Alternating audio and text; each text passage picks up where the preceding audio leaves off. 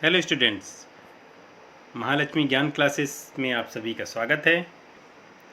मैंने प्राचीन भारत के साहित्यिक स्रोतों के बारे में 2 वीडियो अपलोड किया है। यह तीसरा वीडियो है उसका, जिसमें आज के भाग में मैं आप लोगों को जैन साहित्य और बौद्ध साहित्य के बारे में बताऊंगा।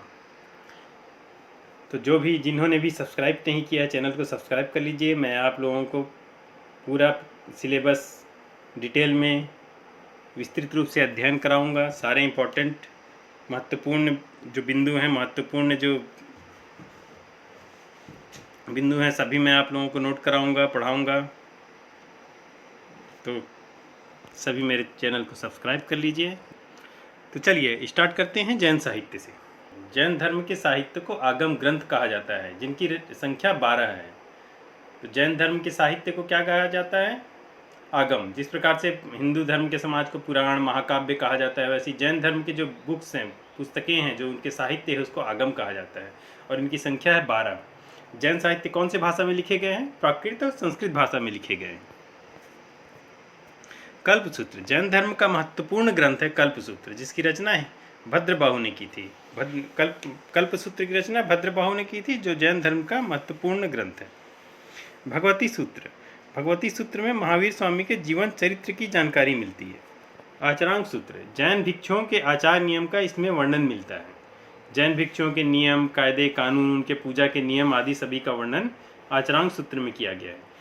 और परिशिष्ट पर एक बहुत ही महत्वपूर्ण साहित्य है, जो बार बार पूछा जाता है जैन धर्म से संबंधित, जिसकी रचना हेमचंद्र के द्वारा की गई थी। परिशिष्ट पर की रचना हेमचंद्र के द्वारा की गई थी। बौद्ध साहित्य, इसके बाद हम बौद्ध साहित्य पढ़ेंगे।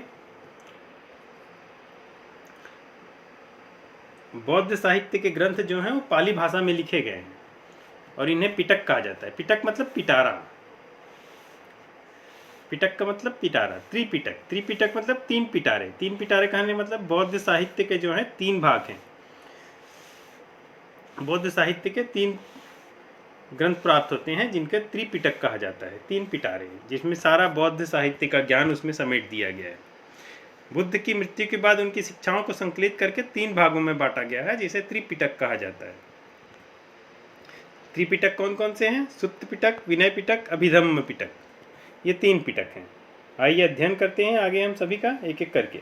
सुत्त पिटक, सुत्त का शाब्दिक अर्थ है धर्मोपदेश।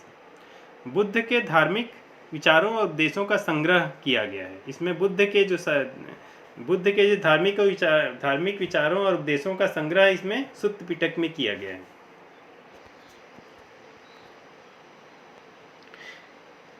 सुत्त पिटक को 5 निकायों में विभाजित किया गया है। दीर्घ निकाय, मध्यम निकाय, संयुक्त निकाय, अंगुत्तर निकाय, खुद्दक निकाय। 5 निकाय हैं। कौन कौन से? दीर्घ निकाय, दूसरा है मध्यम निकाय, तीसरा संयुक्त निकाय, चौथा अंगुत्तर निकाय, 5वां खुद्दक निकाय। जातक कथा, सुत्त पिटक में ही जातक कथाओं का वर्णन किया। जातक कथा मतलब जन्म से, बुद्ध के जन्म से पूर्व माना जाता है इनका 500 जन्म और हुआ था। उन 500 जन्मों की कहानी जो है उनका संकलन जातक कथाओं में किया गया है। बुद्ध के 500 जन्मों की कहानी का इसमें एक एक करके वर्णन किया गया है। यह खुंदक निकाय का एक भाग है। बुद्ध के जन्म से संबंधित 500 कथाओं का संग्रह है इसमें। विनय पिटक, बौद्ध मठ में रहने वाले भिक्षुओं के अनुशासन संबंधी नियम तथा संघ की कार्य प्रणाली की व्यवस्था का उल्लेख इसमें किया। विनय पिटक, विनय से तात्पर्य पूजा पाठ प्रार्थना जो बौद्ध धर्म की किए जाते हैं, उसके जो सन्यासी, उसके जो मठों में रहने वाले भिक्षु हैं, उनके अनुशासन, पूजा पठन पाठन संबंधी जो नियम हैं उनके, उन सभी का वर्णन विनय पिटक में। अभिधम्म पिटक, बुद्ध के उपदेशों की दार्शनिक व्याख्या इसमें की गई है। इसकी रचना अशोक के काल में तृतीय बौद्ध संगति में की गई थी, जिसका अध्यक्ष मोगलीपुत्र तिस्स थे। इसकी रचना अशोक के काल में संपन्न तीसरी बौद्ध संगति में की गई थी, जिसके अध्यक्ष मोगलीपुत्र तिस्स के द्वारा जिसकी रचना की गई थी। दीपवंश बहुत ही महत्वपूर्ण ग्रंथ हैं बौद्ध साहित्य का, जिसकी रचना 4वीं शताब्दी में की गई। सिंहल द्वीप या श्रीलंका के इतिहास पर प्रकाश डालता है। इससे श्रीलंका के बारे में पता चलता है। महावंश बौद्ध साहित्य का एक और दीपवंश और महावंश, दो बहुत ही महत्वपूर्ण है दोनों। दीपवंश हम पहले पढ़े, अभी महावंश। दीपवंश 4वीं शताब्दी में और महावंश 5वीं शताब्दी में। इसे भदंत महानामा द्वारा लिखा गया, इसलिए महावंश इसका नाम रखा गया। महावंश में मगध के राज्यों की क्रमबद्ध सूची प्राप्त होती है। मगध के जो राजा थे, मगध साम्राज्य, उसके राजाओं की क्रमबद्ध सूची महावंश में प्राप्त होती है। इसकी रचना भदंत महानामा द्वारा 5वीं-6वीं शताब्दी में की गई, तो बहुत ही महत्वपूर्ण है। दीपवंश की रचना 4वीं शताब्दी में, महावंश की रचना 5वीं और 6वीं शताब्दी में की गई। मिलिंद पन्नो एक अन्य बौद्ध साहित्य का पुस्तक है जिसका नाम है मिलिंद पन्नो। मिलिंद एक यवन शासक थे, हिंदी यवन शासक थे, जिन्होंने भारत पर आक्रमण किया था, जिसे मिनांडर भी कहा जाता था। और नागसेन एक विद्वान थे, बौद्ध साहित्य के एक भिक्षु थे, नागसेन। दोनों के बीच संवाद होता है, उसका वर्णन मिलिंद पन्नो में किया गया है। यह पाली भाषा में है। इसकी रचना बौद्ध भिक्षु नागसेन ने की थी और इसमें मिनांडर या मिलिंद और नागसेन के बीच हुए वार्तालाप का वर्णन किया गया है। ललित विस्तार बौद्ध साहित्य का एक महत्वपूर्ण अन्य ग्रंथ है। ललित विस्तार, जिसमें महायान संप्रदाय का वर्णन किया गया है, जिसमें बुद्ध के जीवन चरित्र का चमत्कारिक वर्णन किया गया है। यह गौतम बुद्ध के जीवन का, उनके जीवन में जो चमत्कार हुए, उनका वर्णन इस ललित विस्तार में किया गया। यह महायान संप्रदाय से संबंधित है।